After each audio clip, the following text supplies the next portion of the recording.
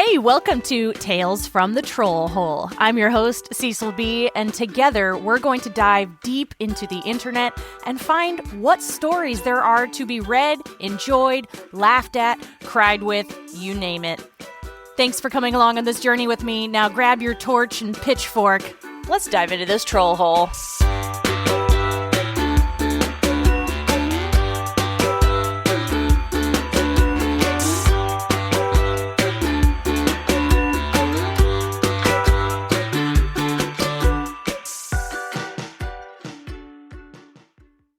Hello, thank you for joining this week's episode of Tales from the Troll Hole. I have had a heck of a week. It's finally winter weather, which is so exciting. I actually went camping in the cold weather. It was terrific, really fun, beautiful stars, and the cold weather made the fire so much more beautiful, had s'mores. It was so nice. And I don't know about you, but I am getting ready to get all of the gifts and go see my family for the holidays.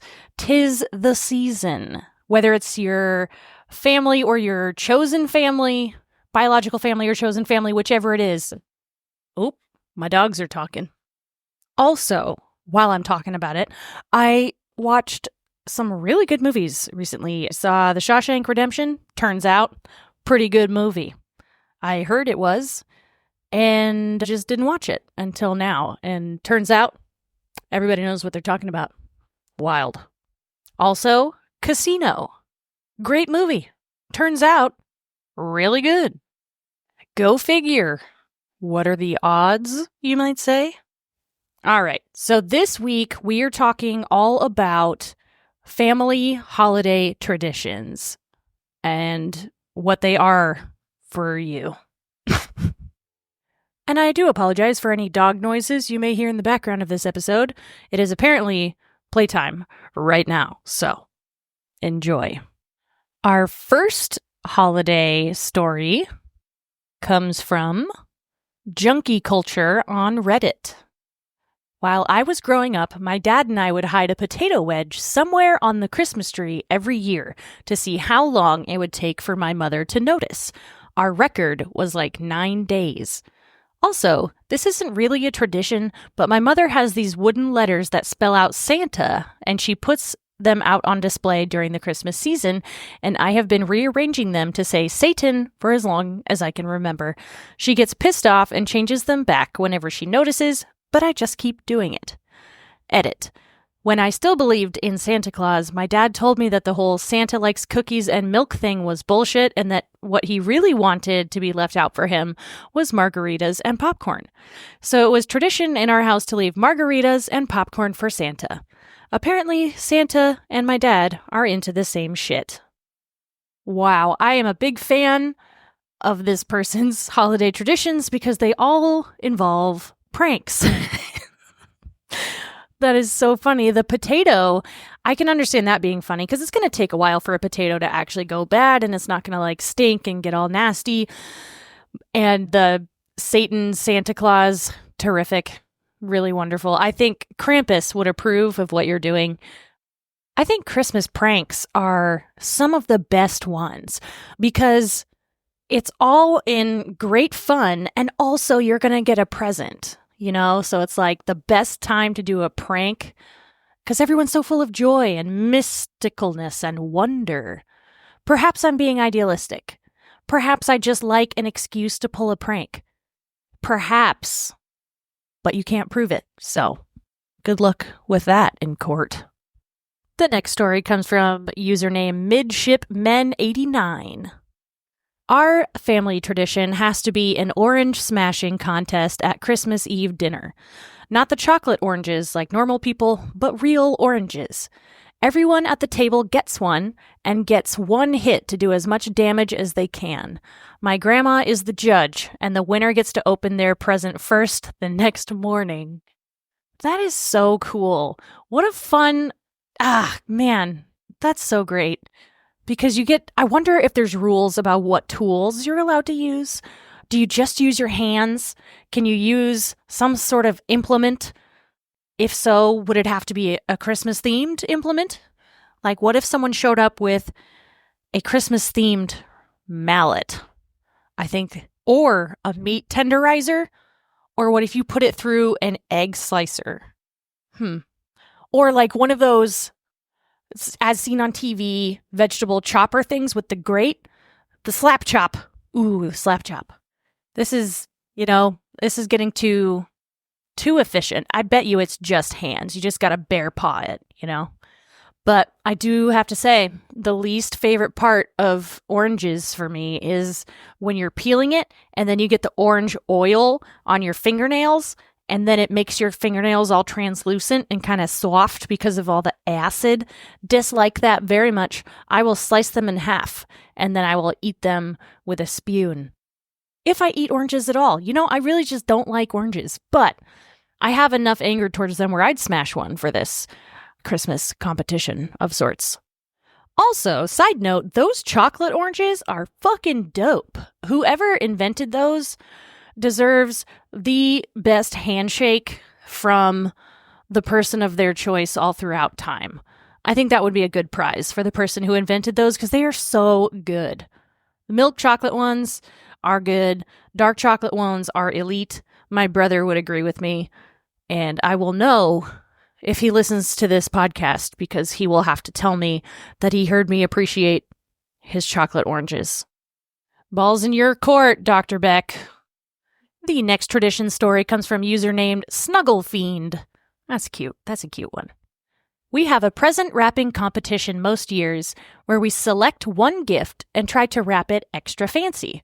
Last year, it was themed any time or place. Some submissions were themed Jurassic Era, Seattle, the garbage bin, and the bathroom. The best submission ever was my brother and his girlfriend on the very first wrapping comp where they conveniently misheard and submitted a Christmas rap.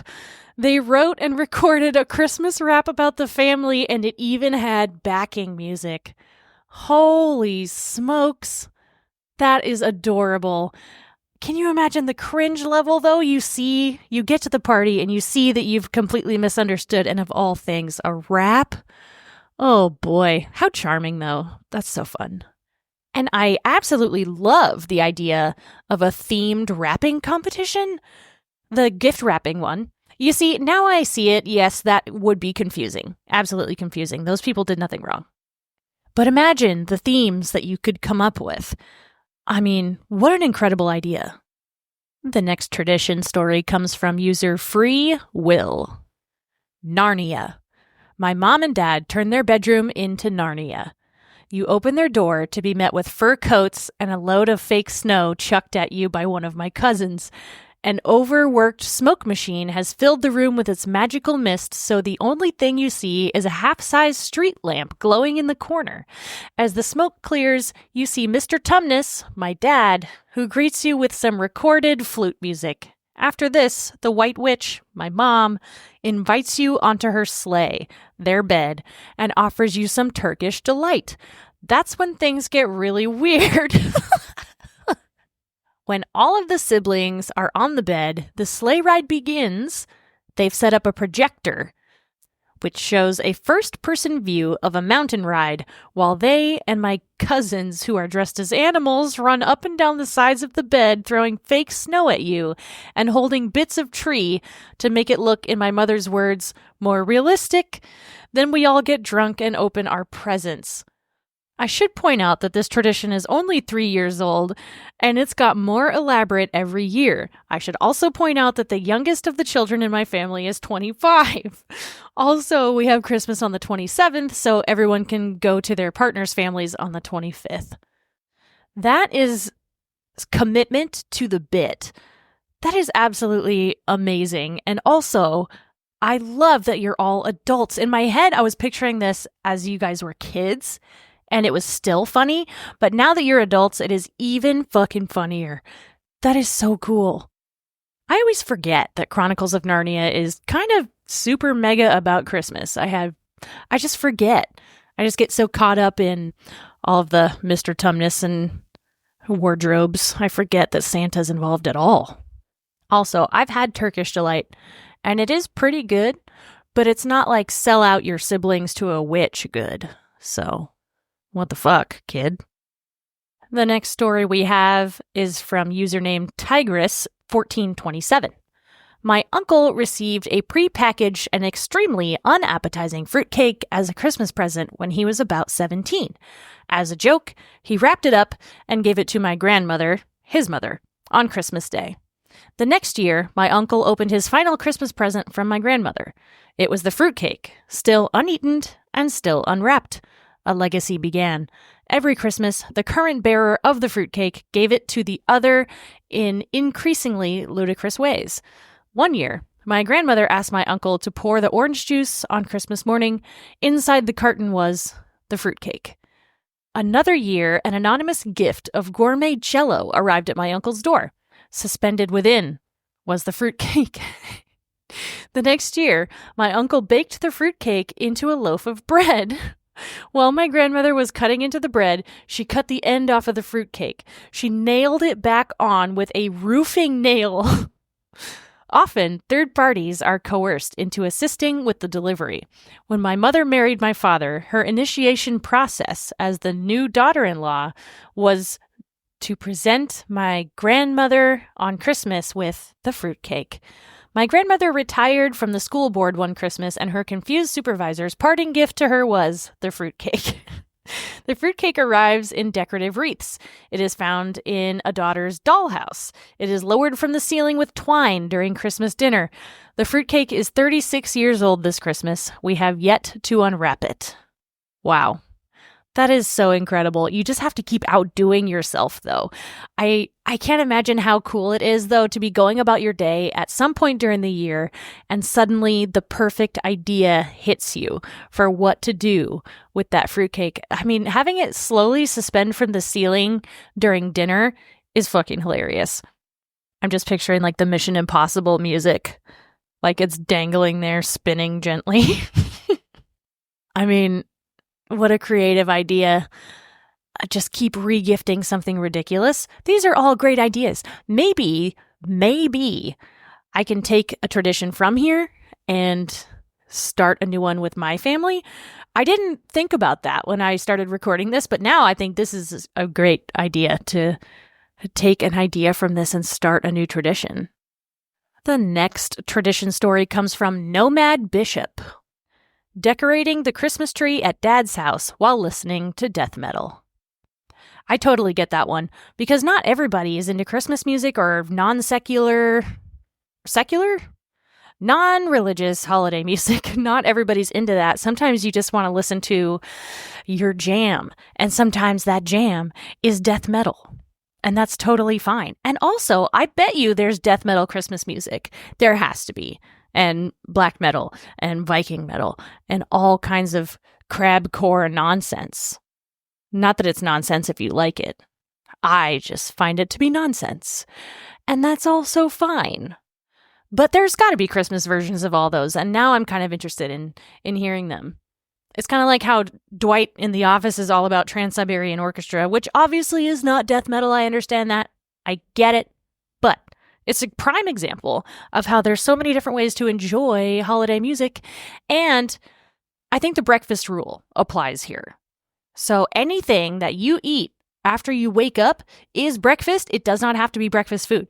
So whatever you listen to while you're getting festive and doing whatever, that is your holiday music. It doesn't have to be about snow and presents and trees. It can be about whatever. Breakfast rules. They apply. The next story comes from username Price is All Right. Every Thanksgiving, we do the burning of the napkin, where my uncle lights a napkin on fire using a lit candle from the dinner table and slowly lowers it into a glass of water while the whole family sings the Super Bowl theme song. It dates back about 25 years. And there's an edit here. Just talk to the uncle to get a bit of history. Apparently, this started when my aunts and uncles and my mother were children and sat at the kids' table during Thanksgiving. They would run their fingers through the flame of the candle at the table because they were bored children, and this slowly escalated into running various items through the flame. My uncle did it with a napkin from the table and it caught fire and he quickly dunked it in a glass of water. I guess they did this every Thanksgiving since the Super Bowl theme song got adapted at some point along the way. The natural progression tradition. That's really nice. Just a thing that happened and then just became a part of the family lore. Now, the thing that I find interesting is that this person's family's been doing it for 25 years and this is the first time you got the lore on it? You were just doing it without any kind of explanation? I could never. Anytime something interesting happens, I'm like, why? Give me all of the information immediately back as far as you can go. I need the context. But, sometimes it just is what it is and you don't think about it. The next story comes from username Donkey Shrek. When I was born, my mom was on the show called Supermarket Sweep. However, no one knew about this until one year my older brother spent 6 months taping reruns of the show trying to find it. He found it and then showed me. Since this was the early 90s, you can bet my mom was in a matching purple sweatpants suit with permed hair. Anyway, found the tape and decided it would be perfect to surprise my mom with at our big family dinner on Christmas. It was hilarious, and we now bring it out every Christmas because we can, and it never gets old watching my mom answer questions about groceries. I can picture the pantsuit he's talking about, or the sweatsuit, with the straps at the bottom to keep them from rolling up, and then the little kids. I bet you there was an oversized headband. I bet you there was blue eyeshadow. The 90s. And also, Supermarket Sweep was really cool. I don't know how anybody failed at that show. You obviously just go for the meats and the cheeses for sure, like every time. Some people would go over to be like, I bet cranberries are very expensive. No, go to the wheels of Parmesan. What is wrong with you? All right, the next one comes from username Barnacle Lips. We call each other by our middle names on Christmas Eve. I have no idea how it started. How fun. This is so creative. Seeing what people are coming up with and ways to have fun with each other. That's a really nice one. I like it a lot. Although if you don't like your middle name, you may not like that one. But I like it. I think it's nice. The next one is from user named Stoned Picked. My grandma always thought it was sad that there wasn't any presents to open on Boxing Day, so she would get us all a small present that was from the tree, as in it was wrapped, placed under the tree with Merry Christmas from the tree, and we opened them on Boxing Day. She's gone now, but we still do tree presents every year, and we all insist on keeping up the pretense that the presents come from the tree. That's so cute. And for those of you that don't know, Boxing Day is the day after Christmas, I believe. But that's so nice. And that we keep the tradition. I just put myself in that family. That you keep the tradition going. That's so cute. I love it. All right. Here's one from Confused Cutlery. When prepping the turkey, my dad would put the turkey neck through his fly and casually walk around the house, traumatizing everyone. After he died, my sister took over the tradition. I have to say, the sister taking it over sounds really fun. I think that's great. And then the comment below said, holy shit, my dad used to chase us with it saying it was the turkey's giant dick. The next one is from a deleted user. My boyfriend's parents make a nativity scene in their garden shed using whatever is around. The first year I saw it, one of the wise men was a T-Rex, Joseph was Darth Vader, and baby Jesus was a little plastic spider. I'm trying to think of what I have in my shed that I could do. So the wise men would be cans of spray paint, and Mary and Joseph would be golf clubs, and then baby Jesus would be a deflated football. That's really funny. I like that a lot. Up next is a story from username Algbop. My family plays the spoon game, where we basically pretend my nan is a witch and or has magical powers. She goes out of the room, someone in the room holds a big spoon for a few seconds, puts it down somewhere neutral. Then my nan comes back in, feels the spoon, connects with her spoony spirits, and guesses who touched it. She gets it right every single time. Everyone sort of goes along with the magical vibes, and it feels super mysterious. Obviously, someone in the room is sending her some sort of code or signal, but none of the older generation have revealed the secret to my generation yet. I'm in my 30s. Bloody boomers. Or maybe she is legit magic. The tension while you're waiting for her to announce who touched the spoon must be so thick you could scoop it with a knife. Up next is a tradition from Theater Kid 96. When we were younger, my parents had a tradition with us. We would always go out into the front yard with my dad to find the perfect pine cone. Maybe a week or two before Christmas, we planted the pine cone in a pot and watered it. Then overnight, it would become this magnificent, huge, to my young eyes, and fully decorated Christmas tree. It only worked in December, and we were always told it was the Christmas magic. Then my sister and I figured out when we found pine needles in our parents' car. That's so wholesome and wonderful. What a sweet tradition that is. Here's one from username SARStar367. Each year, we cut a round off the bottom of our Christmas tree.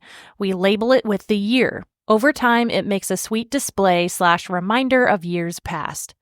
That is fucking beautiful. So you cut a slice off of the bottom of your Christmas tree before you hook it out or fucking, I don't know, whatever you do, burn it? I don't know, put it in a wood chipper. But then you put the year on it and you can hang them up on the wall. You can use them as centerpieces. You could probably stain it. You could paint it. You could do wood burnings. That's amazing. Wow. Here is a story from user Jossie Doodles. We have signs all over our house spelling out Leon instead of Noel. It started out as a joke because my dad is dyslexic, but it stuck, and we even named our dog Leon, and we've been doing it ever since I can remember. Can you imagine having somebody over whose name is Leon in December and having to explain that so that they don't think you have been low-key obsessed with them forever and you finally got them in your house? That's the first thing I thought of. Holy smokes, that's good. Here's one from username Mrs. Carol. A tradition we had when I was a child, and one I'll be continuing with my children when I have them, is the Christmas Eve box. For Christmas Eve, we were given one gift early, and it was a box with Christmas pajamas, a mug, hot chocolate mix, popcorn, and a Christmas movie. We would get to open it around lunchtime, and we'd spend the rest of the evening in our new jammies having cocoa and movies together. I'm about to get all choked up at these beautiful ones. That is so cool. And also, the Christmas Eve gift and the Christmas pajamas is one of my family's traditions. We would always open one present on Christmas Eve, and it was always some assortment of pajamas, depending on what you wanted or asked for, like a robe and slippers or pajama set or cozy like slipper socks, something like that. But the addition of the popcorn and the movie, too, and the hot chocolate mix, that is incredible. Although my mom always made a hot chocolate mix. I think she still does it. But I can't have it because I don't do dairy, so sorry, mother. But she mixes together like 4 or 5 different kinds of chocolate hot cocoa mix and then different like chocolate powders and marshmallows and fun little goodies in there, too. So that's a tradition that we have almost in common, Mrs. Carroll. The next story is from a username SNDXLE. Every Christmas, the kids in the house have wrapping paper put over the entrances to their rooms so they get to rip through it in the morning. It originally started as a way to keep a certain kid in when he kept coming out early and opening presents before everyone was awake. How fun, because to me, I think that bursting through the wrapping paper in a doorway makes that the rest of the house, entering the rest of the house is a gift. So you're entering the family Christmas, and that is a gift too. That's where my cheesy little artsy brain went to with that. So that's a really cool symbol that might have been accidental, maybe on purpose, but I think that that's really beautiful. Here's one from username One Particular Harbor. Every year, my family buys each other a gag/joke/small gift, then writes a poem about it for the recipient to read on Christmas Eve. It's probably the highlight of the entire season for me, as it's always filled with laughter at how terrible we all are at poetry. No matter how old we all get, this is a really fun way to bring everyone back to that root joy of spending time together. This year, it will be virtual, but still fun. I'm assuming this comment was left 4 years ago. Makes sense. So another tradition that my family has is it's usually stockings first. I know that that's probably not a unique one, but it's almost always stockings first. And if we're at Dad's house, you got to eat breakfast before you do presents. If you're at Mom's house, breakfast is after presents. And I like it both ways. I think it's fun either way. The only thing that I will say, the tradition that I appreciate the most is that somebody has the garbage bag and is picking up the wrapping paper as we go. I think that is a very thoughtful role to play in the Christmas madness because it can get stressful. I don't like a whole bunch of clutter because then I can't focus on the joy. So usually it's my brother or my mom or one of us will have the garbage bag and we'll get the wrapping paper all picked up as we go so that we can all focus. Oh, and usually someone wears the Santa hat. I think it's usually my brother. He wears the Santa hat and he picks the presents for whoever's next. I have a lot of memories of my little brother doing that. So that's another fun little tradition that we do. Oh, and we used to do Christmas breakfast at my mom's house. We would use this set of Christmas dishes that was like very, very special. It's a big deal to use these dishes. You had to be so careful, but I think they were my grandmother's and they were really lovely. They had a lovely little Christmas tree scene and everybody had a teacup and a matching saucer and service plate and like the whole thing. I didn't know what any of the dishes were called. I just knew that you had to be super, super careful. And to cap things off here, we have a listener story. I asked for listener stories about their family holiday traditions and someone named Noah wrote in. So me and my family have pretty much always celebrated a mixed holiday, Yule/Christmas/Hanukkah kind of thing.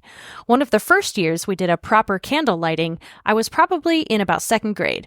My dad went to the store to get some chocolate coins so we could play dreidel. At the store, there was a wicked sale on oranges, so he got some.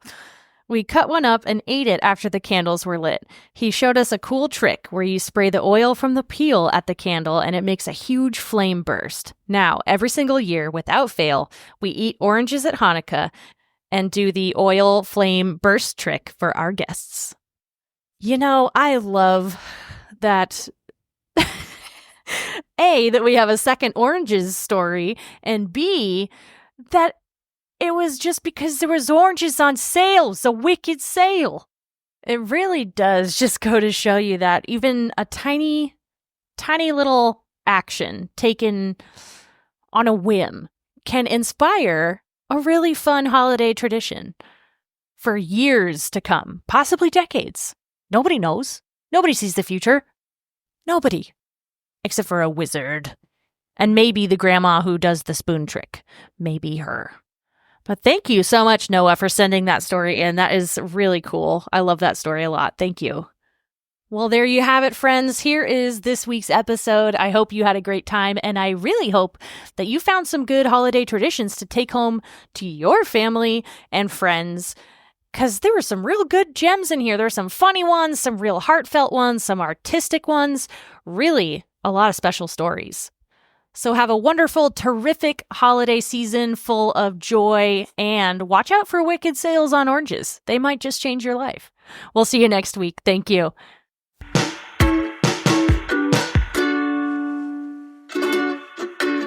Thank you so much for listening to Tales from the Troll Hole. I'm your host, Cecil Beee, and this show is produced by me. Our theme song is by Vervex. They're a great band. You should give them a listen. You can stream them anywhere. They're also on TikTok and Instagram. Remember to subscribe so that you don't miss out on a single episode. And also find us on Instagram, and then you can send in your own stories. I just ask that they're true and that they're not going to scar somebody for life. You know what I mean? Anyway, thanks for listening, and I'll see you next week.